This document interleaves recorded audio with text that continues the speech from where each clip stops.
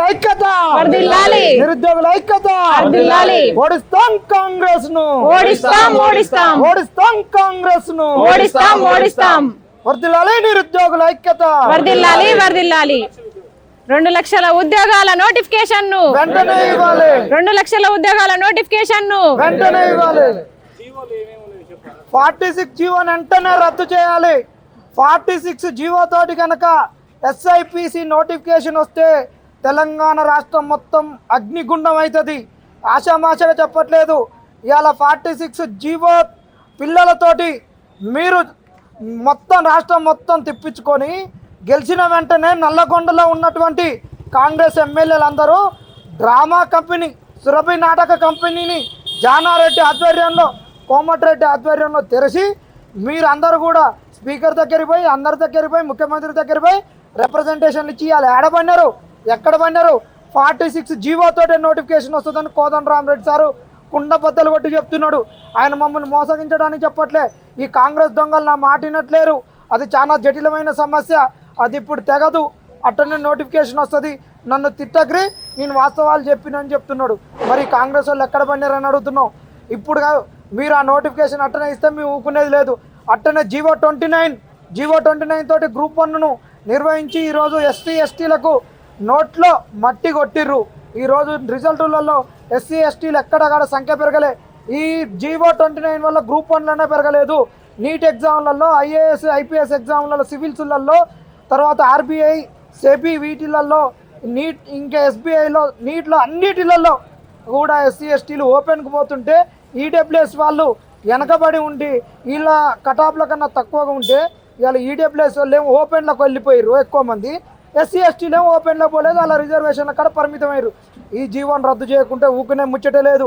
గురుకులాలలో relinquishment GO ఉంది.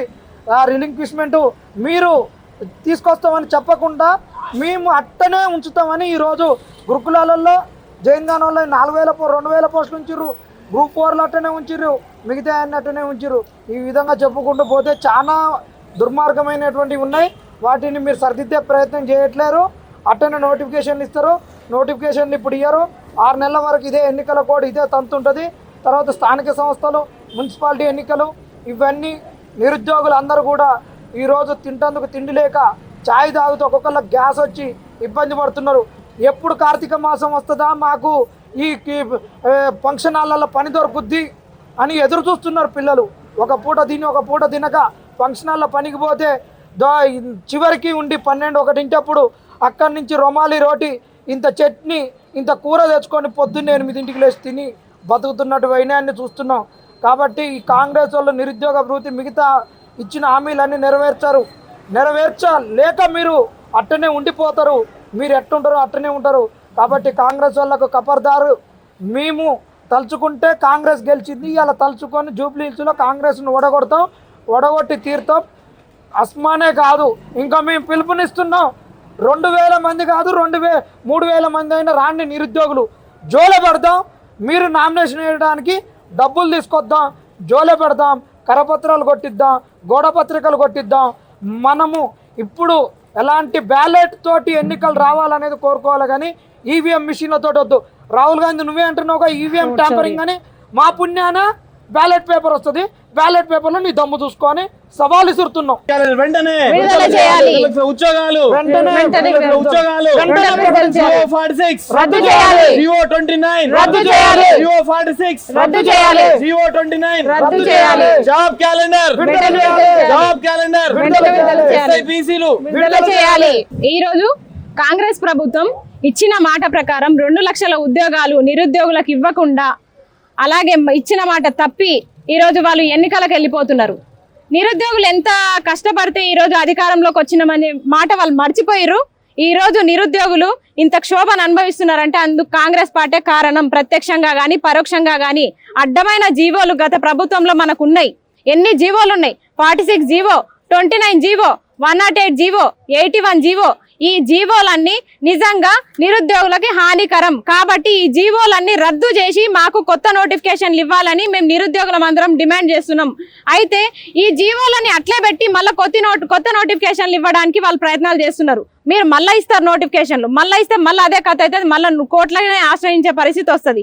ఏం లాభం? మీరు అట్లనన్నా ఒక 2 లక్షల ఉద్యోగాలు అన్నారు, పోనీ 2 లక్షల ఉద్యోగాల కంటే వాటి స్థానంలో 1,00,000 ఉద్యోగాలన్నా మీరు ఇచ్చిరా? మీరు ఇచ్చిన నోటిఫికేషన్లు 2, ఒకటి బెల్ట్ షాప్ల నోటిఫికేషన్, ఇంకోటి జూబ్లీ హిల్స్ నోటిఫికేషన్. అవి తప్పిస్తే మీరు ఏ నోటిఫికేషన్లు ఇచ్చిర్రు? మీ గుండె మీద చేసుకొని చెప్పండి. మీరు నోటిఫికేషన్లు ఇవ్వలేదు కాబట్టే మీరిచ్చిన నోటిఫికేషన్లోనే మేము పోటీ చేయాలని మేము సిద్ధపడుతున్నాం నిరుద్యోగులం. ఈరోజు జూబ్లీ హిల్స్లో నేను పోటీ చేయాలని నిర్ణయం తీసుకున్నా. అలాగే మా నిరుద్యోగులందరి మద్దతుతో కూడా నేను చెప్తున్నా, ఈరోజు జూబ్లీ హిల్స్లో నేను బరిలో నిలవబోతున్నా. నాతో పాటు చాలా మంది నిరుద్యోగులు కూడా అక్కడ నామినేషన్ వేయండి. ఎందుకంటే మనకి నోటిఫికేషన్ ఇవ్వకుండా వాళ్ళు డైరెక్ట్ ఎలక్షన్స్కి వెళ్ళిపోతున్నారు. ఆల్రెడీ 2 సంవత్సరాలు గడిచిపోయినాయి. ఇంకా ఎన్ని రోజులు నోటిఫికేషన్స్ ఇవ్వకుండా మీ పని మీరు చేసుకుంటున్నారు? అంటే మీరు కూడా గత ప్రభుత్వాల లాగా దిగిపోయే ముందు నోటిఫికేషన్లు ఇస్తారా? అప్పటిదాకా నిరుద్యోగుల సమస్యలు ఏం కావాలి? వాళ్ళ వయసు సంగతి ఏంది? వాళ్ళ ఇంట్లో పరిస్థితి ఏంది? వాళ్ళ పెళ్లిల మాట ఏంది? అసలు వాళ్ళు దేహదారుద్యం వాళ్ళది ఎలా మారిపోతుందో చూస్తున్నారా? శరీర ఆకృతిని కోల్పోతున్నారు. కూర్చొని శరీరం కుళ్ళు పడుతుంది నిరుద్యోగులది. అయినా సరే కనికరం లేని ప్రభుత్వాలు ఈ రోజుకి నిరుద్యోగులకు అన్యాయం చేసి వాళ్ళు మాత్రం గద్దెనెక్కే ప్రయత్నాలు చేస్తున్నారు. కాబట్టి నిరుద్యోగులం అందరం కూడా ఏకదాటిగా అక్కడ చాలా మంది మేము నామినేషన్ వేయడానికి సిద్ధపడ్డాము. అందులో నేను కూడా ఒక దాన్ని. ఖచ్చితంగా జూబ్లీ హిల్స్ బరిలో మేము పోటీ చేయబోతున్నాం.